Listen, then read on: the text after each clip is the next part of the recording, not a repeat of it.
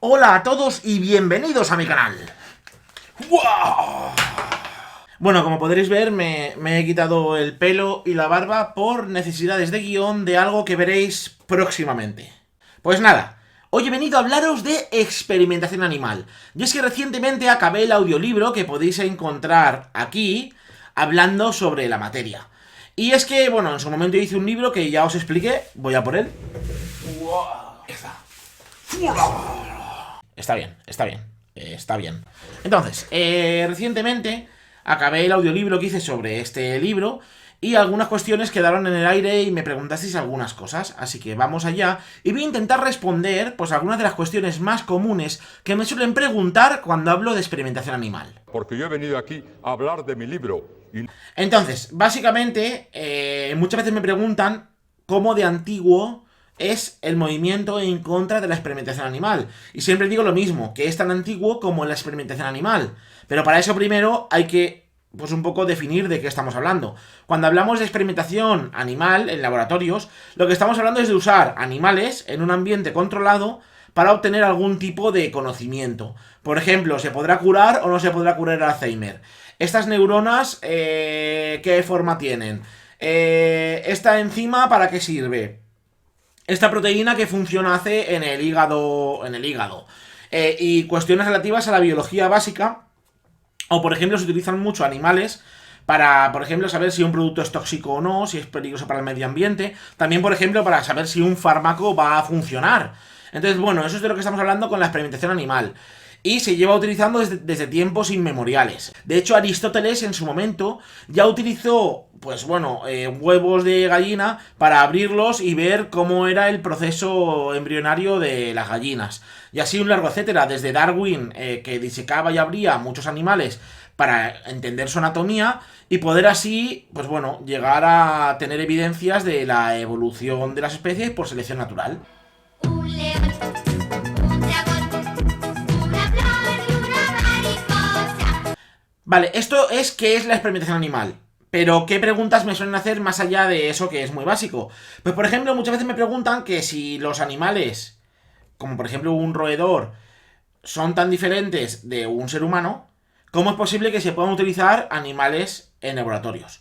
Vale, aquí es donde entramos en el tema de son tan diferentes, por ejemplo, una rata de un humano. De Yoshi, pero Yoshi había estado más cerca de las ratas. Y Hamato Yoshi. Aquí, por ejemplo, si estamos hablando de temas genéticos, en genética se utilizan incluso moscas, que a priori podrían parecer muy diferentes. Pero la realidad es que, a ver, como todos los animales tenemos un antepasado común, al final tenemos muchas cosas en común con el resto de animales. Y contra más cercanos estamos evolutivamente de esos otros animales, pues más nos parecemos a ellos. Luego está que, por ejemplo, muchos genes, aunque no sean completamente iguales entre seres humanos y otros animales como moscas, roedores, eh, prácticamente tenemos una gran cantidad de genes que son equivalentes, aunque no sean exactamente iguales.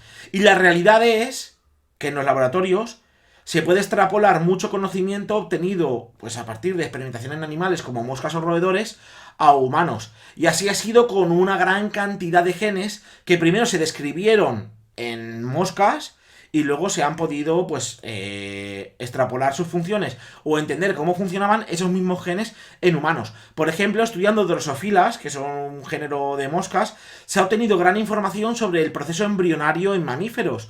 Es decir, que hay muchas partes de la regulación genética en este tipo de cuestiones que son muy parecidas entre unos animales y otros.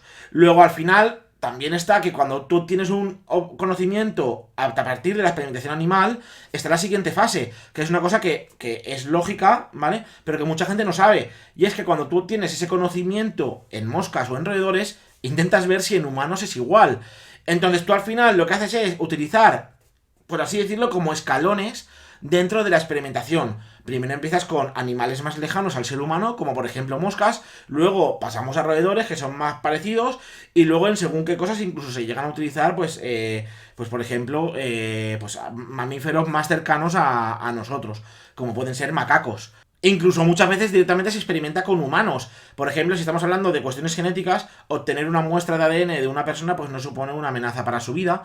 Entonces, después de hacer todo el proceso con moscas y otros animales, pues se puede ver si eso que hemos obtenido tras muchos años de experimentar con animales es exactamente igual o no en humanos o qué diferencias tiene. Pero bueno, para la parte previa, que es obtener muchas evidencias para entender qué está pasando, sí que es muy útil utilizar animales. Y de hecho, la gran cantidad de conocimiento que se tiene hoy en día de genética humana, aún falta mucho por recorrer, pero bueno, se ha obtenido utilizando animales o incluso plantas o bacterias, es decir, que al final la genética de todos los organismos tiene muchos elementos en común. Y eso sí estamos hablando de genética, también en cuanto a bioquímica u otras cuestiones relativas a otros campos del conocimiento biológico, pues bueno, el uso de animales también es una fuente indispensable de conocimiento. Así que realmente, ante la duda que me pregunta mucha gente, no son demasiado diferentes para intentar obtener conocimiento de otros animales y aplicarlo a humanos. La respuesta es que no son suficientemente diferentes. Es decir, se parecen suficiente como para poder, entendiendo de qué animal estamos hablando y el contexto en el cual se hace el experimento, intentar obtener conocimiento. Y eso es una cosa que se hace a diario en los laboratorios de todo el mundo. Vale, otra cosa que me preguntan muy a menudo es si existen alternativas a la experimentación animal. Una cosa muy importante que debéis saber es que existe una legislación que obliga a que si tú puedes hacer algo pero sin animales, debes hacerlo antes que proponer utilizar animales. Al menos esto es en la Unión Europea y en otros muchos países que hacen experimentación animal. Entonces, pero dejando eso aparte, ¿existen realmente alternativas? Muchas veces la gente cuando habla de estas supuestas alternativas a la experimentación animal, se refieren, por ejemplo, al tema de cultivos celulares, que es coger una plaquita Petri, que es una especie de plato, y hacer crecer en ella células de animales, o de humanos en este caso, y experimentar con ellas. Vale, eso se hace para muchos tipos de experimentos, pero no es una alternativa real a muchos experimentos con animales. Porque, por ejemplo, si quieres testar un fármaco, no puedes hacerlo en un montón de células creciendo en un plato, porque tienes que, por ejemplo, entender cómo se distribuye el fármaco a través del organismo. Tienes que entender cómo reaccionan a ese fármaco las diferentes células de diferentes partes del cuerpo, porque no son iguales, es decir, cada célula nuestra de cada parte del cuerpo es muy diferente. Una neurona es muy diferente a una célula del hígado. Cuando tú haces un cultivo celular, no haces un cultivo celular de cada una de las células del organismo y la pones juntas. Solo puedes hacer crecer un tipo o muy pocas cantidades diferentes de tipos celulares. Luego tú no puedes ver, por ejemplo, cómo reacciona un cuerpo a un fármaco utilizando pues un cultivo de células. Otra alternativa que muchas veces se propone desde ambientes contrarios a la experimentación animal es utilizar modelos informáticos. Se refiere a crear como, pues así decirlo, pues un modelo animal informático, pues por así decirlo, como si fuera algo así como Matrix, es decir, tener pues un modelo animal que funcione en un disco duro, en un ordenador, que es decir, que puedas tú darle datos y que ese modelo animal te responda datos y que sean útiles. A ver, no funciona así, es decir, hay modelos informáticos para cosas, ¿vale? Y se suelen utilizar, por ejemplo, en ámbitos educativos, por ejemplo, ver cuánta tensión puede soportar un músculo si lo estiras, ¿vale? Pues tienes un musculito ahí dibujado en un programa y estiras de un lado a otro, te va marcando la cantidad de newtons que estás haciendo y pues llega un momento que el músculo se rompe, ¿vale? Pero estamos hablando de otra cosa muy diferente. Estamos hablando de hacer experimentos con animales para obtener conocimiento nuevo. Y eso no lo puedes hacer con modelos informáticos, porque realmente lo que estás haciendo en este caso, pues bueno, es recopilar información de experimentos, meterlos en un modelo y hacer cosas muy sencillas, pero experimentos complejos de cuestiones que están más allá del conocimiento, porque tú cuando estás haciendo un experimento estás intentando averiguar si este fármaco funciona, qué función tienen estas células en esta parte del cuerpo y una serie de cosas que realmente no puedes hacer con un modelo informático. Otra de las cuestiones que se proponen como alternativa al uso de animales es usar personas. Básicamente muchas veces la gente dice, no, pues que utilicen presos de las cárceles pues para experimentar con ellos. Es decir, algo parecido a lo que hizo la Alemania nazi con los judíos, es decir, o con los presos políticos que tenían, o con los presos de cualquier índole, es decir, cogerlos y experimentar sobre ellos sin su consentimiento. A ver, en primer lugar, hay una ley que prohíbe eso y un convenio, que son los convenios de Nuremberg, que prohíben experimentar con personas en contra de su voluntad. De hecho, eso se hizo a partir de los experimentos horrendos que hizo la Alemania nazi. Es decir, que está bien que no se experimente con humanos en contra de su voluntad. Luego, hay gente que dice, bueno, que se ofrezcan voluntarios. Pues para muchos experimentos sí que se ofrecen voluntarios personas para algunas cosas muy concretas. Pero antes se tiene que experimentar con animales, y os explico por qué. Las fases previas de experimentación con animales, de fármacos, aunque luego tú al final sí que acabas experimentando con humanos, es decir, dándole ese fármaco a un grupo de pacientes para ver cómo reaccionan, pacientes humanos, antes tienes que descartar que ese fármaco no te mate al instante al tomarlo, que ese fármaco no produzca efectos secundarios muy graves, y para eso se utilizan animales, que, pues bueno, se utilizan como forma de descartar cosas que podrían hacer que cuando tú das el paso a experimentar con humanos, pues de repente te mueran la mitad de las personas, que podría ocurrir.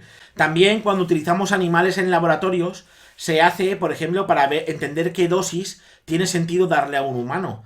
Porque la dosis puede ser letal, es decir, puedes darle demasiado fármaco o demasiado poco fármaco. Entonces muchas veces se hace para afinar eso.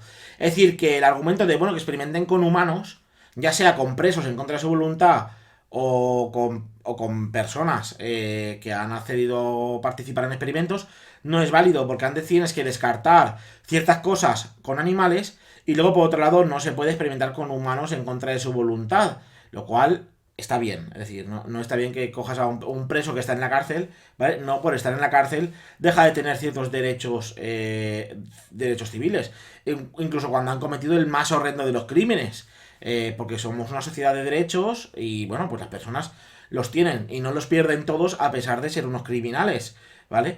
Entonces, realmente esos dos motivos son muy importantes, pero hay un tercer motivo por el cual no se puede experimentar directamente con humanos. Y es que, por ejemplo, muchas veces tú cuando haces experimentación animal sobre enfermedades en un laboratorio, lo que haces es que antes coges a una rata, por ejemplo, y de forma artificial haces que, pues bueno, manipulándola genéticamente, por ejemplo, haces que presente una enfermedad, ¿vale? Entonces tú puedes empezar a experimentar con esas ratas, pero para algunas de las enfermedades que tú estás investigando en laboratorios, ¿vale?, ocurren dos cosas. En primer lugar, no hay suficientes enfermos. Es decir, muchas enfermedades no tienen una cantidad suficiente de humanos que pudieran permitir experimentar con ellos para encontrar una cura a su enfermedad, ¿vale? Porque a veces se requieren millones de ensayos, es decir, estamos hablando de una cantidad de sujetos de experimentación que no existen. Y por otro lado, muchas veces hace falta matar al animal para entender qué ha pasado. Por ejemplo, cuando se estudian modelos de Alzheimer, muchas veces al finalizar el experimento con el animal, tienes que sacrificarlo. Se hace con sustancias sedantes para que no ocurra con sufrimiento, pero tienes que sacrificarlos, pues muchas veces para estudiar su cerebro y entender qué ha ocurrido ahí dentro. Entonces estamos hablando de que o bien no hay suficientes sujetos para experimentar con ellos, o bien habría que matar a las personas. Por otro lado, es ilegal experimentar con personas en contra de sus voluntades. Y luego, por último, existen unos convenios que firmamos todos los países que quedaron horrorizados con la barbarie nazi, que evitan que se pueda experimentar con humanos en contra de su voluntad. Entonces, experimentar con humanos no es una alternativa, porque de hecho al final se acaba experimentando con humanos cuando, por ejemplo, se estudian fármacos. En las primeras fases se utilizan animales y luego ya entramos en las fases de experimentación con humanos. Por ejemplo, ahora recientemente lo vimos con el desarrollo de vacunas contra el SARS-CoV-2. Coronavirus, ya está aquí el coronavirus. Que al principio salieron unas vacunas que habían sido testadas en animales y se empezó con grupos pequeñitos, los estudios de fase 1, fase 2, fase 3, ¿vale? Con cada vez más personas. Pero al principio de todo eso estaban los experimentos con animales. Y bueno, estas son algunas de las preguntas que más me hacen a nivel técnico cuando yo hablo de experimentación animal. Os recomiendo escuchar este capítulo que hay aquí, que es el capítulo 6 y es el capítulo en el cual yo hablaba de un mundo sin experimentación animal. Porque una cosa que yo os recomiendo a todos aquellos que estéis pensando que a lo mejor convendría dejar de experimentar con animales, convendría primero entender cómo hemos llegado a la situación actual de conocimiento o de sanidad pública, ¿vale? y cómo, pues bueno, si la experimentación animal ha tenido un papel importante hasta llegar aquí, ya que estaríamos renunciando. Y en ese capítulo que os he dejado ahí en el enlace, pues básicamente hablo de cómo sería un mundo sin experimentación animal. Y dicho esto, pues bueno, os invito a dejar cualquier pregunta que tengáis en los comentarios, yo la responderé a nivel escrito.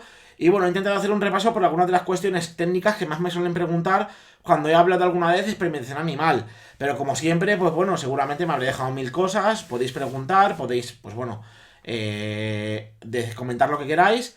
Y bueno, por todo lo demás, abrazos de luz de Venus, nos vemos en el próximo vídeo. Y nada, ya espero que para la próxima tener algo de pelo. Hasta la próxima.